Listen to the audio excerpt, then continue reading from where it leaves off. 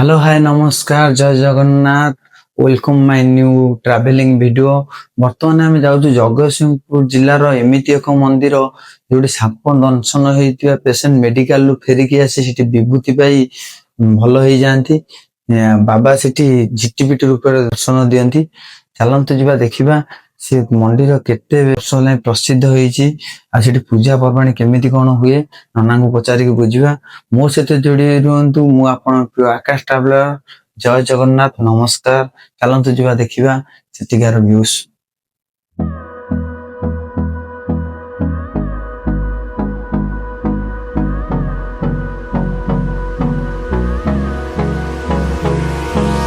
Hold me close till I get up. Time is barely on our side. I don't wanna waste what's left. The storms we chase are leading us, and love is all we'll ever trust. Yeah, no, I don't wanna waste what's left. देखंतु ये जो left side बाटटा Kujang college र बाट आमे वर्तमान जाऊ जगतसिंहपुर जिलार जो प्रसिद्ध बाबा Gorakhnath temple city बाबा झिटिपिटी रूप दर्शन दियंती। से बहुत पुरातन मंदिर। चलतु जा देखा से मंदिर व्यू केमती कौन आसुची, मंदिर केमती कौन तैयारी केते वर्ष होला स्थापित होइछि मंदिर नना को पचारे देखिबा। मो सहित जोड़ी रुहतु मु आपण प्रिय आकाश ट्रावेलर। आमे वर्तमान उठी गलु कटक पारादीप हाईवे को। बर्तमान जाऊँ गोरखनाथ टेम्पल जोड़ा जगतसिंहपुर प्रसिद्ध पुरातन मंदिर। चलतु जा देखा।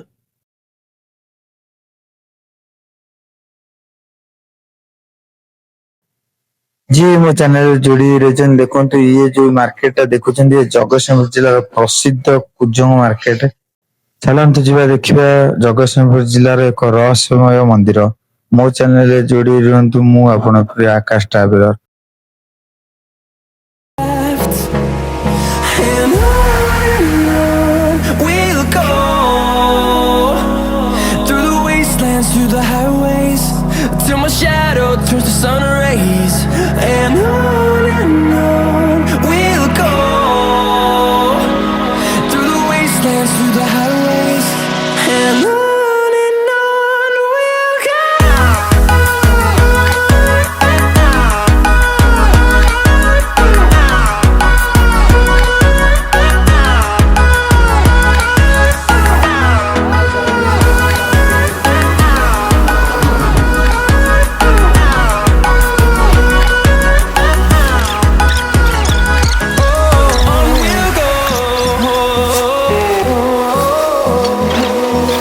Finding life along the way, melodies we haven't played. No, I don't want no rest. Echoing around these walls, fighting to create a song. I don't wanna miss a beat. And on we'll go, through the wastelands, through the highways, till my shadow turns to sun rays. And on we'll go, through the wastelands, through the highways. And on we'll go.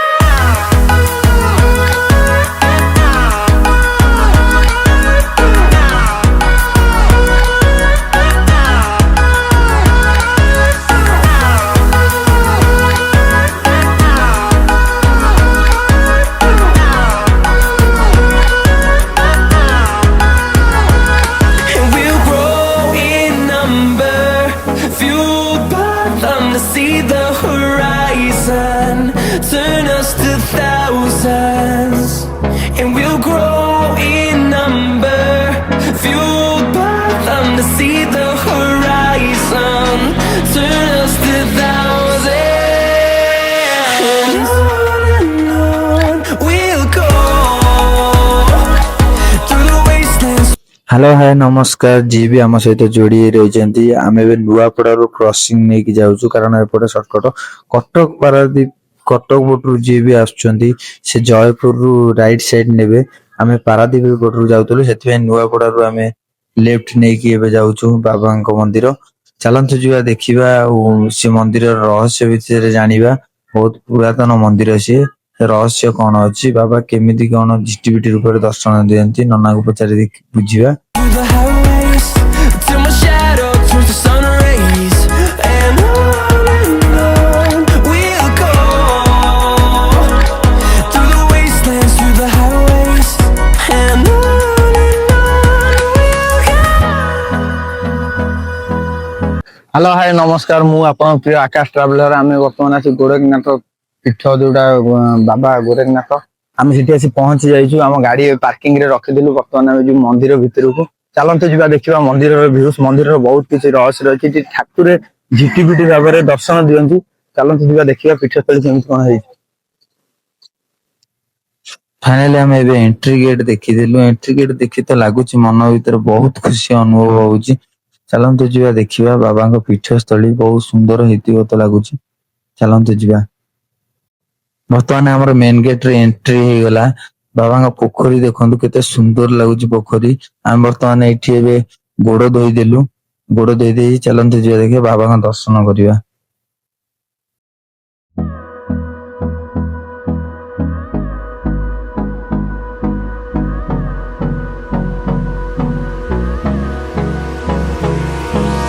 Hold me close till I get up. Time is barely on our side.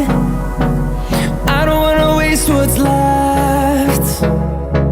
The storms we chase are leading us, and love is all we'll ever trust. ଯିଏ ମୋ ଚ୍ୟାନେଲରେ ଯୋଡି ରହିଛନ୍ତି ଦେଖନ୍ତୁ ବାବାଙ୍କ ଚାରିପାର୍ଶ୍ୱରେ ବୃକ୍ଷ ଲାଗିଛି, କେତେ ସୁନ୍ଦର ଲାଗୁଛି। ଭକ୍ତଙ୍କ ଭିଡ ଦେଖନ୍ତୁ, ବହୁତ ଭକ୍ତ ଏଠି ଆସିଛନ୍ତି ବାବାଙ୍କୁ ଦର୍ଶନ କରିବାକୁ। ଚାଲନ୍ତୁ ଯିବା ଦେଖିବା ବାବାଙ୍କ ଦର୍ଶନ କରିବା। ମନ୍ଦିର ତ ବହୁତ ସୁନ୍ଦର ଲାଗୁଛି। ଦେଖନ୍ତୁ ମନ୍ଦିରର ଭିଉ ବହୁତ ଭଲ ହଉଛି। ଇଏ ଯୋଉ ମଣ୍ଡପଟା ଦେଖୁଛନ୍ତି ଏ ବାହାଘର ମଣ୍ଡପ, ଯଜ୍ଞ ମଣ୍ଡପ କୁହାଯାଏ ୟାକୁ। ବଉଳ ଗଛର ଭିଉ କେତେ ସୁନ୍ଦର ଆସୁଛି ଦେଖନ୍ତୁ। ମନ୍ଦିରର ଆଗକୁ ଆମେ ପଳେଇ ଆସିଲୁ। ଦେଖନ୍ତୁ ମନ୍ଦିରର ଆଗ କେତେ ସୁନ୍ଦର ଲାଗୁଛି। ଆମେ ବର୍ତ୍ତମାନ ଯାଉଛୁ ଭୋଗ କିଣିବାକୁ। ଭୋଗ ଆ ଭିତରେ ସବୁ ମିଳେ, ଯୋଉ କୌଣସି ଭୋଗ ଚାହିଁବା ଆ ଭିତରେ ସବୁ ମିଳେ। ଚାଲନ୍ତୁ ଯିବା ଦେଖିବା। ଚାଲନ୍ତୁ ଭୋଗ କିଣିବା। ଏଠି ବହୁତ ଦୋକାନ ଅଛି ଏ ଭିତରେ, ଭିଜିଟ କରିବା। No, I don't wanna waste what's left. And on we'll go through the wastelands, through the highways. Finally ଆମେ ଭୋଗ ଦୋକାନରୁ ଭୋଗ କିଣିଦେଲୁ। ଚାଲନ୍ତୁ ବାବାଙ୍କ ଦର୍ଶନ କରିବା। ଦେଖନ୍ତୁ ଭକ୍ତଙ୍କ କେତେ ଭିଡ। ବାବାଙ୍କୁ ଏଠୁ ଦୃଶ୍ୟ ହଉନାହିଁ ଆମକୁ। ଚାଲନ୍ତୁ ପାଖରୁ ଦେଖିବା ବାବାଙ୍କ। ବାବାଙ୍କ ମୂର୍ତ୍ତି ଦେଖନ୍ତୁ, ବାବାଙ୍କ ମୂର୍ତ୍ତି କେତେ ସୁନ୍ଦର ହେଇଛି। ନନା ପୂଜା କରୁଛନ୍ତି। Through the sun rays, and on we'll go through the wastelands, through the highways, and on finally ଆମର ଏବେ ତ ଦର୍ଶନ ହେଇଗଲା। ଦେଖନ୍ତୁ ମନ୍ଦିର କେତେ ସାଜସଜ୍ଜା ହେଇଛି ଭିତର। ବହୁତ ପୁରାତନ ମନ୍ଦିର ଇଏ।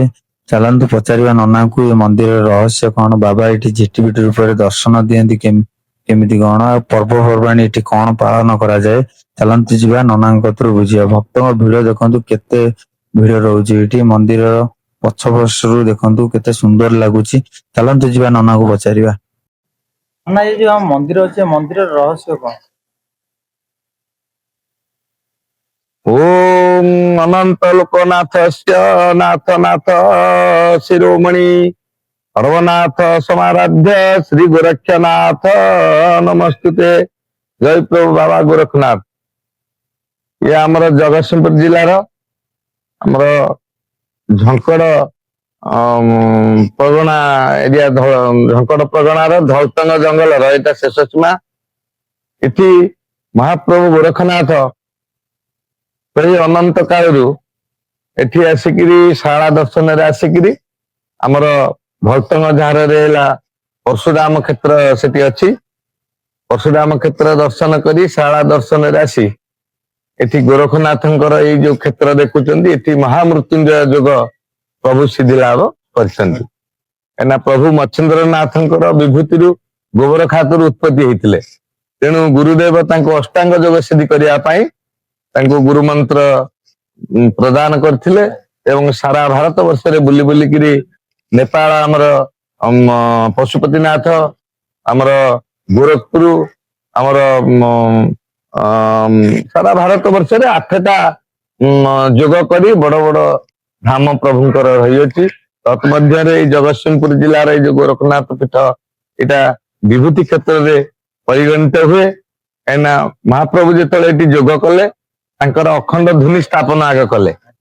ଅଖଣ୍ଡ ଧୂନିରେ ଯୋଉ ଭସ୍ମ ବାହାରେ ଏ ଅଞ୍ଚଳରେ ଯେତେ ସର୍ପାଘାତ ରୋଗ ବ୍ୟାଧି ମାନେ ପ୍ରତ୍ୟେକ କାର୍ଯ୍ୟରେ ବାବାଙ୍କ ନାମ ଧରି ପାଇଲା କ୍ଷଣି ସାଙ୍ଗେ ସାଙ୍ଗେ ସେ ଆରୋଗ୍ୟ ଲାଭ କରନ୍ତି, ସେ କାର୍ଯ୍ୟ ହେଇଯାଏ।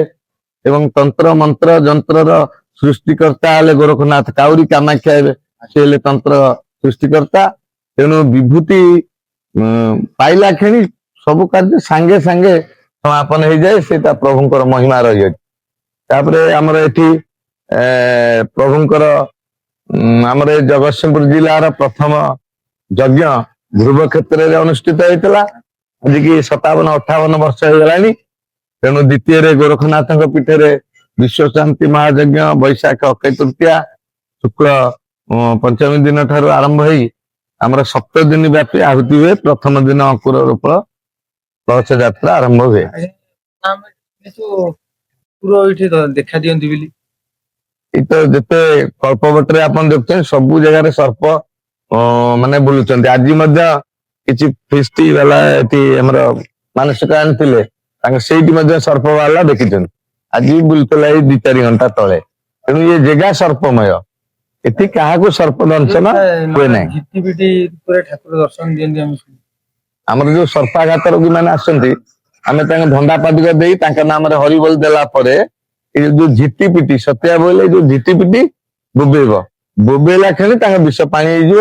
ଯେତେ ସିରିୟସ ପେସେଣ୍ଟ ଆସନ୍ତୁ ନା କାହିଁକି ସାଙ୍ଗେ ସାଙ୍ଗେ ଆରୋଗ୍ୟ ଲାଭ କରିକି ଯିବେ। ଆଜି ମଧ୍ୟ ଗୋଟେ ସିରିୟସ ପେସେଣ୍ଟ ଆସିଛନ୍ତି, ଗଲେଣି କଣ ମୁଁ ଦେଖିନାହିଁ, ତ ମୁଁ ଦୋଷପଟରେ ଅଛି। କାରଣ ଏଠି ଜାଗର କେମିତି କଣ ହୁଏ? ଜାଗର ଆମର ଜାଗର ଯାତ୍ରାରେ ଏଠି ପ୍ରବଳ ମାତ୍ରାରେ ଭକ୍ତ ଆସୁଛନ୍ତି।